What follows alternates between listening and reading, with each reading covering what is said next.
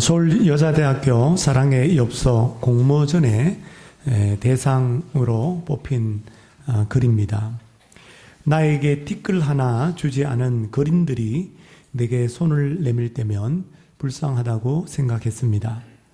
그러나 나에게 전부를 준 부모님이 불쌍하다고 생각해 본 적은 없습니다. 나한테 밥 한 번 사준 친구들과 선배들은 고마웠습니다. 그러나 날 위해 밥을 짓고 밤늦게까지 기다리는 부모님께 감사하다고 생각해 본 적은 없습니다. 실제로 존재하지도 않는 드라마 속 배우들 가정사에 그들을 대신해 눈물을 흘렸습니다. 그러나 일상에 지치고 힘든 부모님을 위해 진심으로 눈물을 흘려본 적이 없습니다. 친구와 애인에게는 사소한 잘못 하나에도 미안하다고 사과하고 용서를 구했습니다. 그러나 부모님께는 잘못을 셀 수도 없이 많아도 용서를 구하지 않았습니다. 죄송합니다. 죄송합니다. 이 글을 읽는데 굉장히 공감이 되죠. 근데 왜 우리가 부모님께는 특별히 이렇게 야속하게 굴까요? 그것은 부모님의 희생, 그 부모님의 사랑을 당연하게 생각하기 때문입니다. 당연한 것 하나도 없습니다. 오늘은 어버이 주일 우리 부모님의 은혜와 그 사랑에 감사하는 저와 여러분들이 되시기를 바랍니다. 기도하는 부모님을 둔 자녀는 그렇지 않은 자녀들보다도 훨씬 더 행복합니다.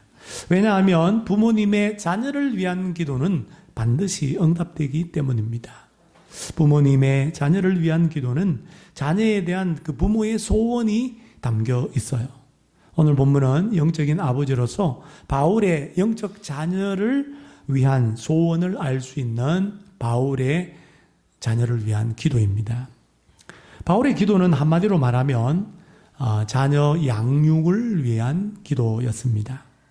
오늘 본문에 나타난 이 기도 속에서 우리는 바울의 소원이 무엇인지를 알게 돼요. 바울의 소원이 뭔지 아세요? 바울의 소원은 영적인 자녀의 믿음이 무럭무럭 자라는 것입니다. 영적 자녀의 그 믿음의 성장을 위해서 바울은 인간적인 수고를 아끼지 않았고 그것과 더불어서 기도가 가장 중요하다라는 것을 알고 있었습니다. 고린도전서 3장 6절 7절을 보면 나는 심었고 아볼로는 물을 주었으되 오직 하나님께서 자라게 하셨나니 그런즉 심는 이나 물 주는 이는 아무것도 아니로되 오직 자라게 하시는 이는 누구뿐이니라 하나님뿐이니라. 그러니까 사도 바울은 이 영적 자녀의 믿음을 자라게 하시는 분은 내가 아니라 하나님이라는 것을 알고 있었기 때문에 하나님께 이들의 믿음이 자랄 수 있도록 그렇게 기도했던 것입니다. 얼마나 열심히 기도했는지 볼까요? 10절 상반절에 보니까 바울은 데살로니가 교회의 그 영적 신생아들, 영적 자녀들의 믿음이 자라도록 주야로 심히 간구했다라고 말합니다. 사랑하는 여러분, 오늘 말씀을 통해서 육신의 어버이로서 또 영적인 어버이로서 육신의 자녀와 영적 자녀의 양육을 위한 기도가 무엇인지를 배우고 바울처럼 기도해서 육신의 자녀와 영적인 자녀의 믿음의 성장을 보는 저와 여러분들이 다 될 수 있기를 주님의 이름으로 축복합니다. 육신의 자녀와 영적 자녀의 양육을 위한 기도는 뭘까요? 자녀를 위한 기도 제목이 무엇이 되어야 될까요? 첫째로 자녀의 믿음을 온전케 하옵소서입니다. 10절 말씀, 10절 11절입니다. 제가 읽겠습니다. 주야로 쉼이 간구함은 너희 얼굴을 보고 너희 믿음이 부족한 것을 보충하게 하려 함이라. 하나님 우리 아버지와 우리 주 예수는 우리 길을 너희에게로 갈 수 있게 하시오며.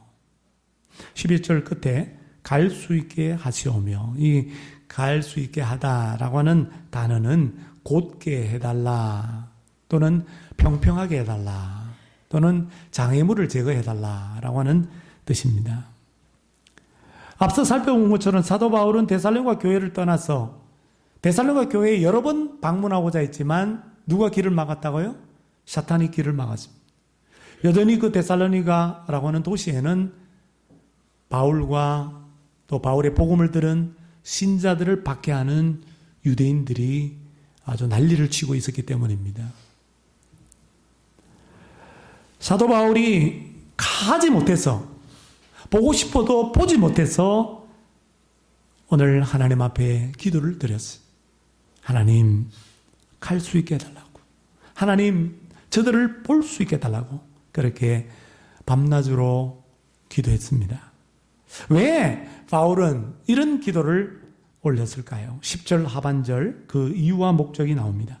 너희 믿음이 부족한 것을 보충하게 하려 함이라. 여기 보충하다라는 단어는 온전케 하다, 수선하다라는 뜻입니다. 여러분, 어부들이 거물질을 하고 이게 무트로 나와서 거물을 펼쳐놓고 거물에 이렇게 고기를 잡다가 떨어진 그 부분을 깁거나 수선하는 모습을 보신 적이 있을 겁니다. 그때 쓰이는 단어가 바로 이 보충하다라는 단어입니다. 온전케 한다라는 거예요. 그러니까 사도 바울은 이 영적 자녀의 믿음, 데살로니가 교회의 믿음이 부족한 것을 발견하고 그 믿음의 부족한 것을 수선하고 온전케 하고 보충케 하려고 영적 자녀, 이 데살로니가 교회를 볼 수 있게 해달라고, 하나님 갈 수 있게 해달라고 그렇게 밤낮으로 기도한 것입니다. 여러분, 우리가 영적 자녀의 믿음을 우리가 수선하고 이렇게 보충하고 온전케 하기 위해서는 멀리 떨어져 있으면 안 돼요. 반드시 만나야 됩니다. 대면해야 됩니다. 얼굴과 얼굴을 맞대어야 합니다. 여러분, 우리가 아는 대로 데살로니가 교회의 믿음은 어떠했습니까? 데살로니가전서 1장에 나타난 대로 그들의 믿음은 역사가 나타났어요. 기적이 나타났단 말이에요. 믿음의 놀라운 기적을 나타내었어요. 각처에 그들의 믿음의 소문이 퍼졌어요. 유럽 땅 전체에 퍼졌어요.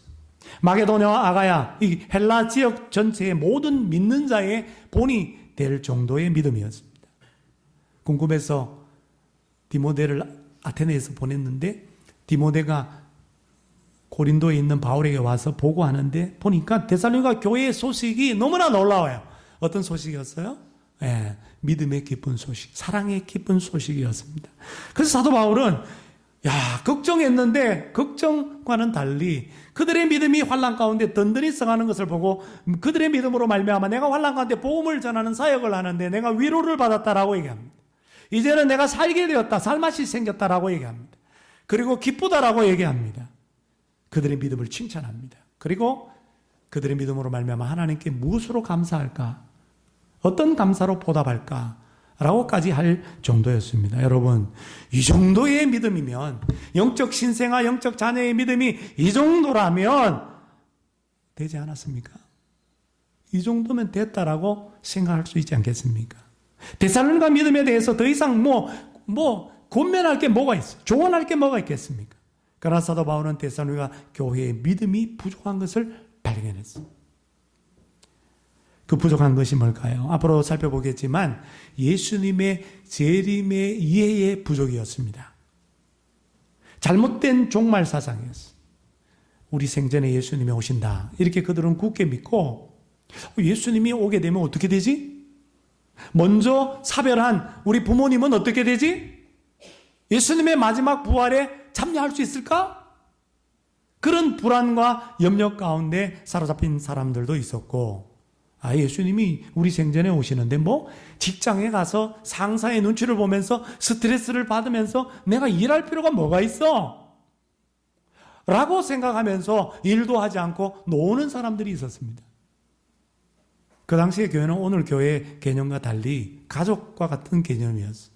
그래서 한 사람이 놀면, 한 교인이 놀면 옆에 있는 다른 사람이 2배로 일을 해서 이 사람을 먹여 살려야 되는 거예요. 점점 잘못된 종말 사상으로 인해서 예수 재림에 대한 이해 부족으로 말미암아 교회가 시끄러워졌어요. 여러분 생각해 보세요. 한 사람은 놀고 있는데 나는 일만 하고 있어. 옛날보다 더 많이 일을 해야 돼. 얼마나 불평이 생기겠어요. 교회가 시끄러워졌습니다. 바로 이 믿음의 부족, 이것을 발견하고 이 믿음의 부족을 메꾸어 주려고 채워주려고, 수선하고 온전케 하려고 달려가고 싶지만, 당장이라도 가고 싶지만, 가려고 몇 번이나 시도했지만 사탄이 그 길을 막아 밤낮으로 주야로 심히 간구했던 것입니다. 주님, 다시 저 데살로니가 교회를 볼 수 있도록 하여 주시옵소서. 데살로니가 교회에 방문할 수 있도록 하여 주시옵소서. 저들의 믿음에 부족한 것을 온전케 하여 주시옵소서. 부모는 자녀를 잘 관찰해야 됩니다. 지금 성경 공부 그리스도인의 가정생활을 우리 안수 집사님 부부랑 같이 하고 있는데, 부모는 자녀를 잘 관찰해야 돼요. 자녀의 특성이 어떤지, 기질이 어떤지, 자녀가 무엇을 하는지, 어디에 관심을 있는지. 그 양육하는 데 있어서 이 부모의 관찰이 굉장히 중요하더라고요. 영적인 부모도 마찬가지. 영적인 어버이도 영적인 자녀를 낳고 팽개치면 안 돼. 영적인 자녀를 잘 관찰해야 돼. 뭐가 부족한 게 있는가? 자녀의 부족한 게 뭔가? 특별히 자녀의 믿음이 부족한 거. 이거는 육신의 자녀나 영적인 자녀나 매 마찬가지입니다. 우리가 관심을 가져야 될 것은 그들의 믿음이에요. 믿음에 부족한 게 뭔가? 그것을 잘 관찰하고 그 부족한 것을 온전케 해주고 채워줘야 될 줄로 믿습니다. 이게 영적인 어버이의 의무예요. 사명이에요. 사랑하는 여러분, 우리는 아무리 바빠도 매주 한 번은 육신의 자녀를 만날 수 있어요. 영적인 자녀를 만날 수 있지 않습니까? 아니, 마음만 먹으면 내가 시간을 내어서 매일 우리 육신의 자녀와 영적인 자녀를 직접 만나서 그들에게 믿음이 부족한 것을 온전케 할 수 있지 않겠습니까? 양육할 수 있지 않겠습니까? 그들을 위해서 얼마든지 우리는 시간을 내어서 간절히 기도할 수 있지 않겠습니까? 근데 우리는 얼마나 육신의 자녀와 영적인 자녀의 믿음의 부족함에 대해서 관심을 가지고 그들의 믿음의 부족함을 온전케 하려고 애쓰시고 힘쓰시고 계십니까? 얼마나 자녀들의 믿음이 자랄 수 있도록 위하여 기도하고 계십니까? 부디 자녀의 믿음을 온전케 할 수 있도록 간절히 밤낮으로 기도하는 우리 모두가 될 수 있기를 바랍니다. 두 번째 영적 자녀 양육의 기도 제목은 자녀의 사랑이 충만케 하옵소서입니다. 12절 말씀. 너희도 피차간과 모든 사람에 대한 사랑이 더욱 많아 넘치게 하사. 사실 데살로니가 교회는 믿음뿐만 아니라 사랑도 넘치는 교회였습니다. 자랑할 만한 것이 그들의 사랑이었어요. 데살로니가전서 1장 3절에 보니까 바울은 데살로니가 교회의 사랑의 수고를 항상 기억하면서 기도할 때마다 감사했다라고 고백했습니다. 데살로니가전서 3장 6절에 데살로니가를 방문한 디모데가 돌아와 보고한 소식도 사랑의 기쁜 소식이었습니다. 데살로니가전서 4장 9절 10절 상반절에 보면 형제 사랑에 관하여는 너희에게 쓸 것이 없으면, 편지 쓰는데 형제 사랑에 대해서 더 이상 너희들에게 조언할 것이 없다라는 거예요. 왜냐하면 너희들 자신이 하나님의 가르침을 받아서 서로 사랑함이라. 너희가 온 마게도냐 모든 형제에 대하여, 이 서로 사랑이 데살로니가 교회 안에서 신자들과의 사랑을 뛰어넘어 온 마게도냐, 헬라 지역의 북부 지역 전체의 교회의 신자들에 대해서도 그 형제 사랑을 실천했다라고 그렇게 칭찬합니다. 지금 언급한 이 모든 사랑은 아가페, 헬라어로 아가페라고 되어 있습니다. 아가페 사랑. 아가페 사랑이 뭔지 아시죠? 예수님의 십자가의 무조건적인 사랑을 말합니다. 아가페의 사랑은 우리가 실천하기가 쉽지 않습니다. 무조건적인 사랑을 사람들에게 베푸는 것이 자동적으로 나오는 게 아니라는 거예요. 아가페의 사랑은 아가페 사랑을 체험한 사람만이 할 수 있습니다. 나를 위해서 자기 친의 목숨을 아낌없이 내어놓은 예수님의 그 십자가의 그 사랑을, 그 핏빛 사랑을 체험해야만 나의 삶을 통해서, 내 마음을 통해서, 내 행동을 통해서 그 십자가의 그 아가페의 사랑이 흘러나오게 되는 겁니다.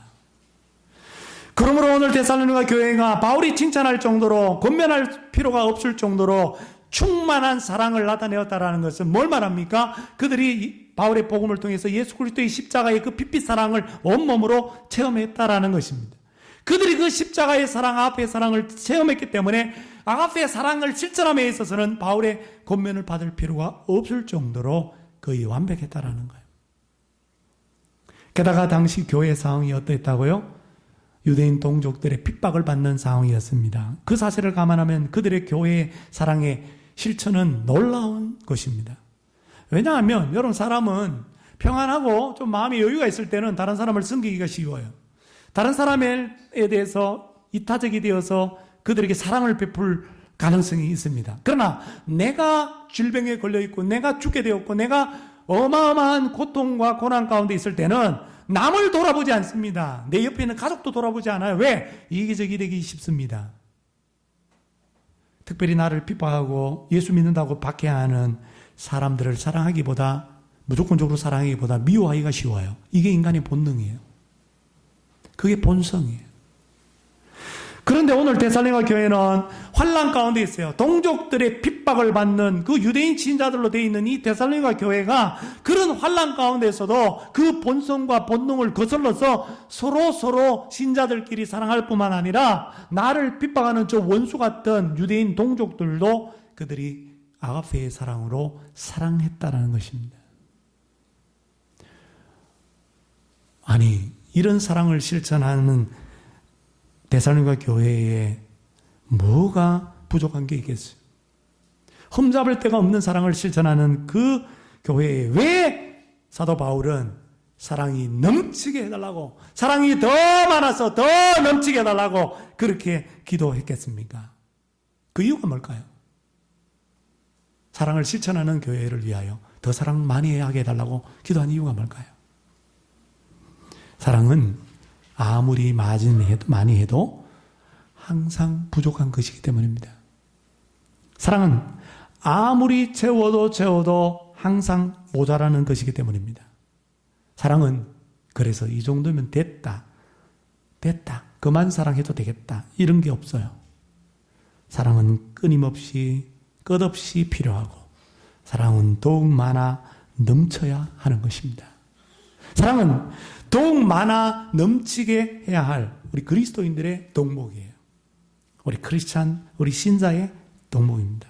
그래서 사도 바울은 형제의 사랑에 관해 쓸 것이 없을 정도로 사랑을 실천했던 데살로니가 교회였지만, 사랑이 더욱 많아 넘치게 해달라고 나는 너희들을 위하여 기도하고 있다고 이 편지를 써서 밝히고 있을 뿐만 아니라 데살로니가 전서 4장 10절 하반절에 더 많이 사랑하라, 더 많이 사랑하라, 그렇게 권면까지 하고, 데살로니가 전서 5장 8절에 믿음과 사랑에 호심경을 붙이라 라고까지 부탁했습니다. 여러분, 그리스도인의 삶이란 무엇입니까?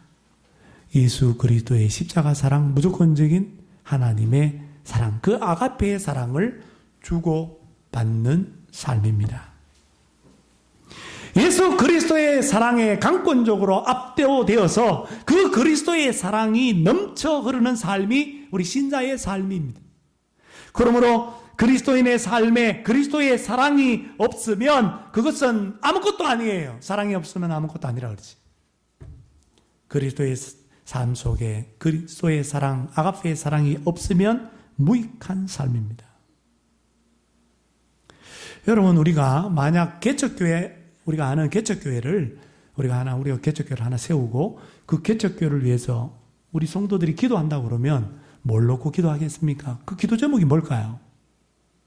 하나님, 저 개척교회, 우리 교회가 개척한 저 개척교회에 물질적으로 어려움을 당하지 않도록, 월세를 꼬박꼬박 잘 낼 수 있도록, 문 닫지 않도록 물질을 넘치게 하여 주시옵소서. 이거 아멘 하면 안 돼요. 우리는 그런 기도하는 거예요. 우리가 개척한 저 개척교회에 어려움을 당하지 않도록, 하나님의 놀라운 부흥이 있도록 교인들의 숫자가 차고 넘치도록 하여 주시옵소서. 이렇게 기도할 거예요. 그죠? 근데 사도 바울의 기도 제목은 달라요. 바울이 개척한 이 데살로니가 교회, 이 신생교회를 위해서 기도할 때 뭘 놓고 기도했어요? 그런 물질에 넘치도록, 교인 수가 넘치도록 기도한 것이 아니라 저들의 믿음, 저들의 사랑이 넘치게 하여 주시옵소서. 사랑의 증가를 위해서 기도했어요. 넘치는 사랑을 하는 그들임에도 불구하고 더 많이 사랑하고 더 사랑을 넘치게 하여 주시옵소서. 그리고 사랑의 범위가 늘어나게 하여 주시옵소서. 교인들 간에 뿐만 아니라 그 아가페의 사랑이 넘쳐서 믿지 않는 사람들에게 그리고 다른 지역에 있는 사람들에게까지 실천하게 하여 주시옵소서. 이게 오늘 우리의 기도 제목과 다른 바울의 기도 제목인 것입니다. 사랑하는 여러분, 바울의 기도는 너무나 지혜롭습니다. 바울의 기도는 실제적인 기도예요. 바울의 기도는 근본적인 그리스도인의 삶과 관련된 기도였습니다. 사랑하는 여러분, 오늘 바울처럼 육신의 자녀를 위해서 기도할 때 그들의 믿음의 성장을 위해서 뿐만 아니라 그들의 사랑의 증가를 위하여 넘치는 사랑의 사람이 되게 해달라고 영적인 자녀를 위해서 그렇게 주야로 기도하는 영적인 어버이들이 다 되시기를 바랍니다. 마지막 세 번째, 자녀 양육을 위한 기도는 거룩하게 하시옵소서입니다. 13절 하반절, 우리 주 예수께서 다 같이 한번 읽어볼까요? 시작.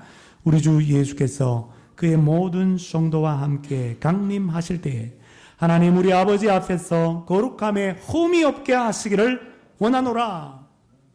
여러분, 데살로니가 전서를 읽으면 많이 반복되는 명사가 하나 나오는데 그게 거룩이라는 단어입니다. 거룩.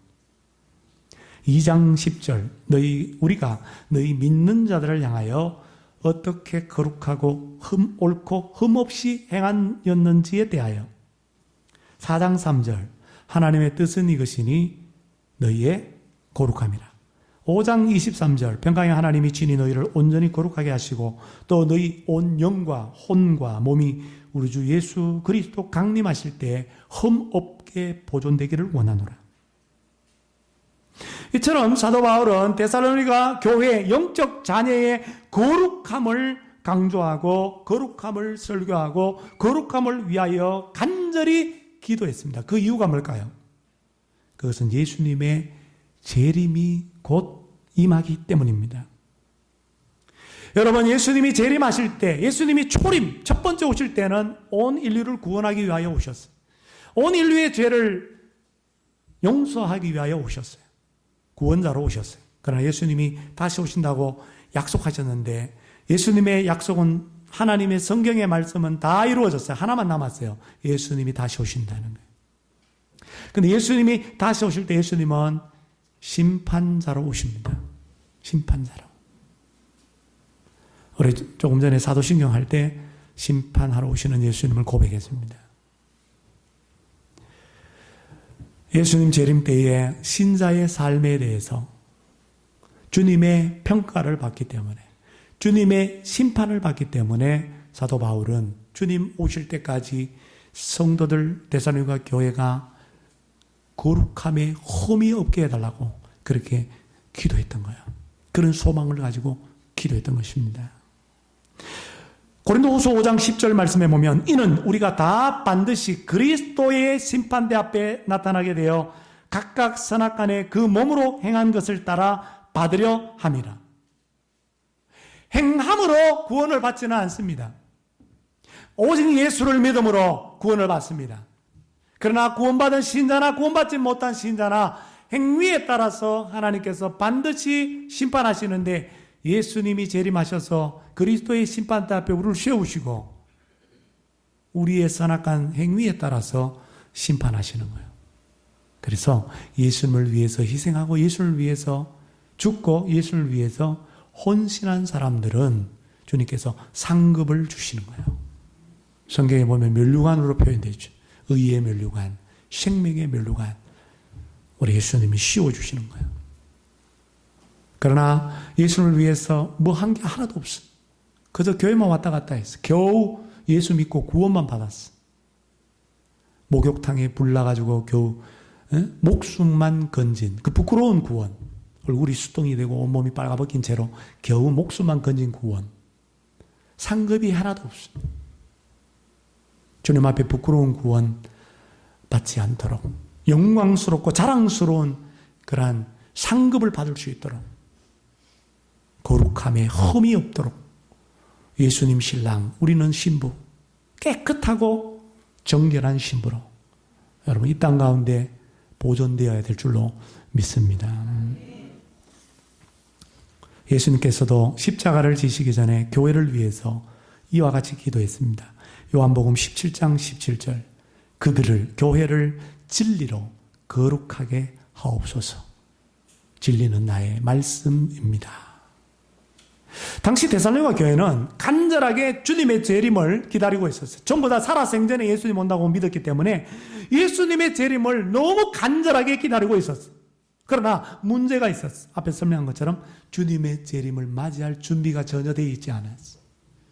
주님의 재림을 맞이하는 삶의 자세가 온전하지 못했어요. 특별히 교회가 거룩함에 흠이 많았습니다. 그 증거가 뭐냐면 앞으로 4장에서 보겠지만 당시 성적으로 타락했어요. 이 성적인 타락이 문화가 되어서 아니 예수를 믿고 교회를 다니는데도 여전히 성적인 범죄를 저지르고 있었어요. 그러면서도 불구하고 양심의 가책을 느끼지 않아. 왜? 죄라고 인식하지 못해. 왜? 그게 문화니까. 그게 공통의 생활 방식이니까. 하나님의 뜻은 거룩합니다. 주님 다시 오신다. 거룩한 신부로 깨끗한 신부로 보존돼야 된다. 그 편지를 그렇게 쓴 거예요. 잘못된 종말사상으로 인해서 일하지 않고 일만 자꾸 만들고 자꾸 이렇게 트러블만 만드는 그런 신자들이 있었습니다. 교회 안에. 재림 전에 예수님이 오시기 전에 우리 사랑하는 가족이 예수 믿다가 먼저 죽었는데 이 재림에 대한 지식이 부족해가지고 예수님 마지막 부활의 날에 우리 부모님 혹시 천국 못 가는 거 아닐까? 어떤 손해가 있지는 않을까? 이런 염려와 걱정들로 인해서 절망하는 사람들도 있었어요. 낙심하는 신자들도 있었어요. 혹시 우리 부모님 못 만나는 거 아닐까? 예수님 재림 전에 먼저 돌아가셔서 큰일 났다 어떻게 될까?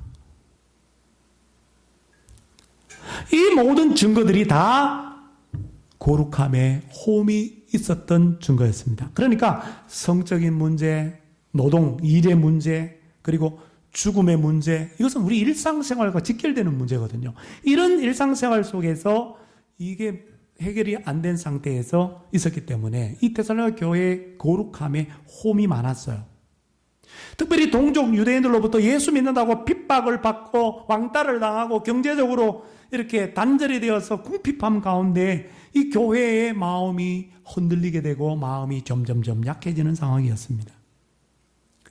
여러분, 우리 신자의 거룩함은 언제 완성됩니까? 예수님 재림 때에 비로소 완성됩니다. 근데 예수님 재림 이전에 이렇게 교회의 마음이, 데살로니가 교회의 마음이 약해지고 흔들려서야 어떻게 거룩함을 완성할 수 있겠어요? 어떻게 예수님의 재림 때까지 인내하고 그 재림을 기다릴 수가 있겠습니까? 그래서 사도 바울은 거룩함에 온 흠이 없게 해달라는 기도를 하기에 앞서서 먼저 무슨 기도를 하냐면 너희 마음을 굳건하게 하소서 기도했어요. 굳건하게 하다는 강하게 하다입니다. 그 마음이 약해져 있는데 강하게 해달라는 거야.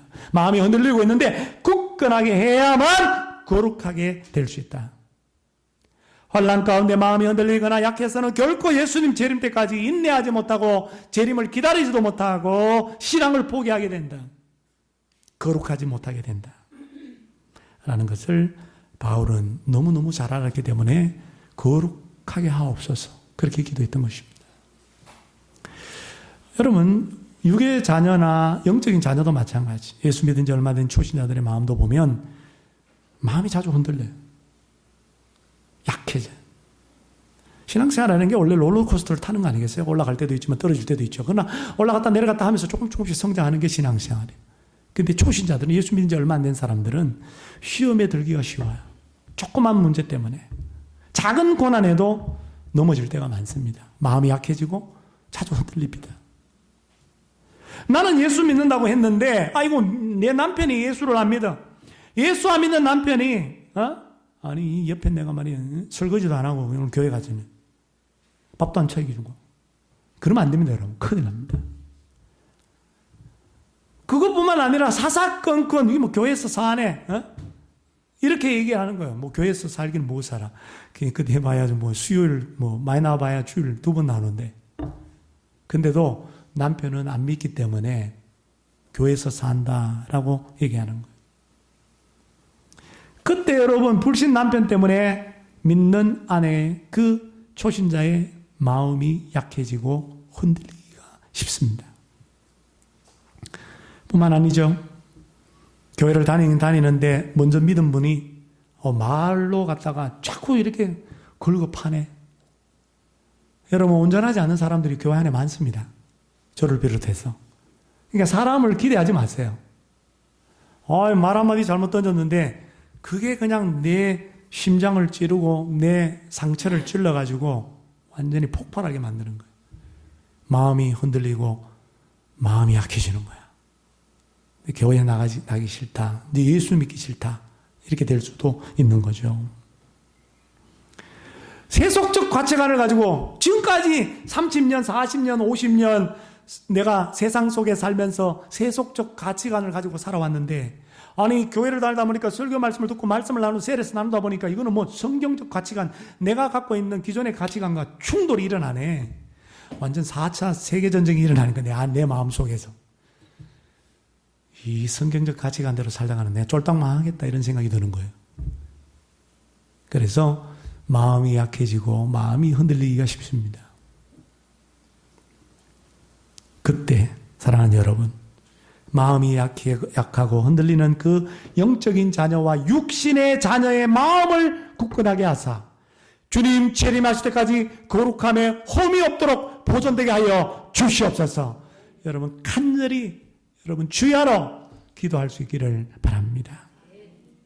3가지 기도. 믿음의 이 성장을 위해서, 사랑의 넘침을 위해서, 거룩함을 위해서 기도했는데 바울의 기도가, 자녀를 위한 이 기도가 어떻게 응답되었을까요?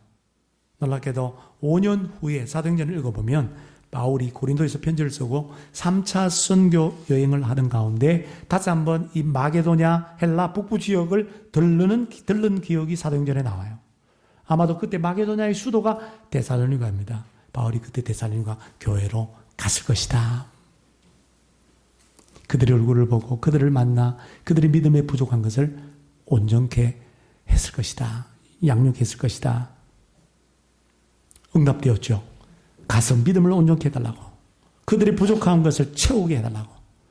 5년 후에 5년 동안 밤낮으로 기도했는데 그대로 응답됐어요. 여러분 기도하다가 금방 응답 안 된다고 여러분 낙심하지 마시기를 바랍니다. 적어도 5년은 기다려야죠. 10년, 20년 기다려도 돼요. 반드시 자녀를 위한 기도는 응답됩니다.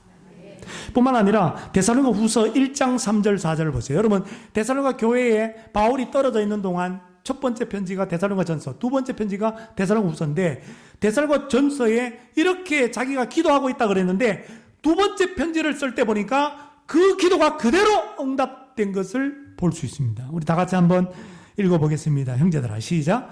형제들아 우리가 너희를 위하여 항상 하나님께 감사할지니 이것이 당연함은 너희의 믿음이 더욱 자라고 너희가 다 각기 서로 사랑함이 풍성함이니 그러므로 너희가 견디고 있는 모든 박해와 환난 중에서 너희 인내와 믿음으로 말미암아 하나님의 여러 교회에서 우리가 친히 자랑하노라. 보세요. 믿음을 온전케 해달라고, 믿음이 자라게 해달라고 기도했는데 믿음이 더욱 자랐어. 그래 하나님께 나는 감사한 것이 당연해. 사랑을 더 많이 넘치게 해달라고 그랬는데 각기 서로 사랑함이 풍성하다라고 얘기합니다. 환난 가운데 핍박 가운데 있었지만 그들은 재림에 대한 소망을 가지고 인내하고 그들이 믿음이 지켰어. 내가 여러 하나님의 교회 앞에 데살로니가 교회 성도들을 내가 자랑하겠다라고 얘기합니다. 자녀 양육을 위한 기도는 반드시 응답됩니다. 사랑하는 여러분, 바울처럼 밤낮으로 육신의 자녀를 위해서 여러분 기도할 수 있기를 바랍니다.